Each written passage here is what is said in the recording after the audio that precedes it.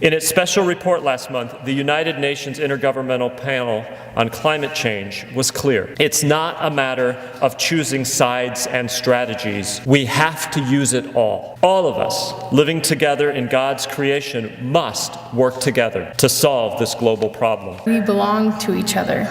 We are one body, and if one of us suffers, everyone suffers. And by not caring for the world entrusted to us, we in return are not caring for each other. We commit to work together out of our abundance of resources to find solutions that benefit all. Air is our teacher, water our father, and the green earth our mother.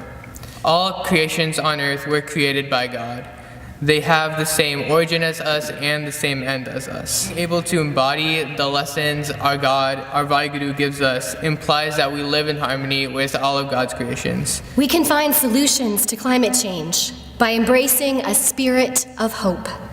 Earth sustains our lives. Creation provides a world of abundance. Energy resources like gas and oil have become a pivot point around war and conflict. Many of these power struggles leave people impoverished and starving.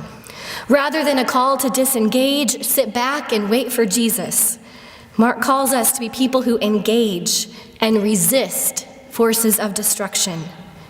We are to reclaim our role as stewards and caretakers. We can work to impact the effects of a changing climate and protect the people who are most vulnerable. Abundance is found when we share our resources, receive God's gifts with gratitude rather than entitlement, carefully steward these gifts, exploring creative possibilities for future generations. We can find solutions to climate change. Care for the earth is not just a Earth Day slogan, it's a requirement of our faith. We are called to protect people and the planet, living our faith in relationship with all of God's creation. We are required to work with nature to find solutions to climate change. We are a part of nature, not independent from her. Our call to be stewards of the earth, to care for creation that nourishes us all, demands that we work with nature rather than against her and share our first fruits with those who need them most. We all have a role to play in implementing Tikkun Olam and in repairing our world. We need political leadership focused on the common good to solve climate change.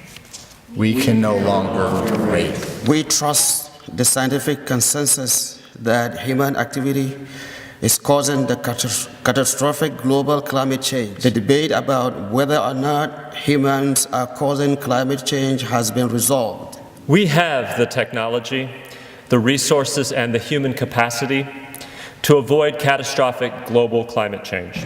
What we haven't come up with yet is the will to do it. What we face is a moral and political challenge. In addition to wildfires, America is recovering from hurricanes, flooding, and drought. Iowa farmers increasingly struggle to plant and harvest their crops. Every corner of the world is touched by increased migration from climate refugees, and conflicts intensify and multiply. And this is all going to get worse, much worse.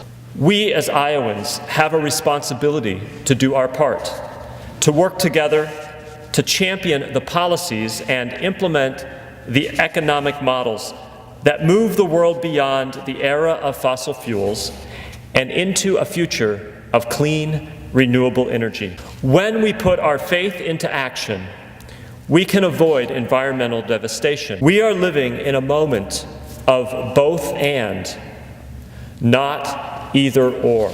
With the release of this statement today, Iowa's religious leaders are clear. We need all Iowans from all walks of life and a diversity of experiences, passions, and worldviews to work together to create and implement faith-based solutions to climate change. We can no longer wait.